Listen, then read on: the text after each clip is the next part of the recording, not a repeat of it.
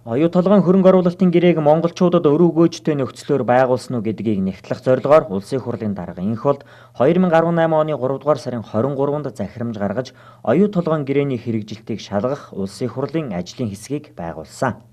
Оюу толгойн ордыг ашиглах хөрөнгө оруулалтын гэрээний хэрэгжилтийг шалгаж санал дүгнэлт гаргах үүрэг бүхий тус ажлын хэсгийн ахлагчаар ажиллаж буй Улсын хурлын гишүүн Тэрвэш Давг шалгалтын явцын талаар мэдээлж байна.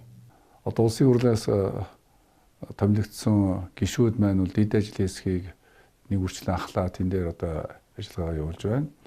За одоогийн байдлаар бол ер нь зарим нь бол 30-40%-тай, зарим нь 60-70% хэмжээнд бол дүгнэлт гарах хэмжээнд очсон гэж ингэж ярьж байгаа л да. Энэ ажлыг идэвхжүүлэх үүднээс миний бол Улсын хурлын даргын захирамжаар байгуулсан ажлын хэсгийн ахлагчийн хувьд бол ажлын хэсгийн бүх гишүүдэд ил захидал өгсөн.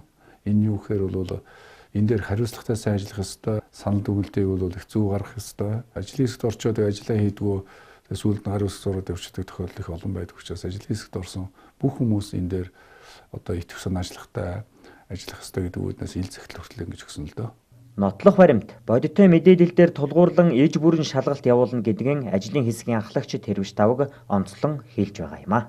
Шалгалтыг зарим хүн шүүмжилж байгаа. 300 гаруй шалгач орчсон байна гэж ярьж байгаа. За манайд бол нэг 40-од хүн оролцсон. За түүн дээр бол эрдэмжилгээний байгууллагын эрдэмтэн судлаачид очсон. Энэ оюу толгойн гэрээг нэг хүрчлэн уншиж танилцсан хүмүүс ч орсон байна. Ямар ч байсан аудитын газар, засгийн газрын шалгалт бол бас хийж байгаа. Улсын хурлын дарга захирамжаар байгуулагдсан ажлын хэсэг бол эцсийн дүгнэлтээ гаргаж их хурл танилцуулах учраас бидэнд тэр аудитын шалгалтч засгийн газрын шалгалтч тэр болгоныг бид бас авч үзэж нэг дуутай нэг дүгнэлттэй орох чиглэлээр бол бас бид ажиллаж байна л да. Бодит мэдээлэлээр тулгуурласан нотлох баримттай үзэж шалгасан тийм л одоо шалгалтыг бол ийм маягаар хийгээд эцсийн дүн нь бол одоо гарцаа авахгүй нотлох баримттай, гарцаа авахгүй бодит баримтаар тулгуурсан шалгалт бол иж бүрнээр бид харж ярихгүй бол нэг төлөөлөл болж байгаа шиг ярьж байгаа хүмүүс бас байна шүү дээ. Бид бол Монгол улсын язгуур эрхшгийг бол бас урдаа тавьж ажиллах ёстой.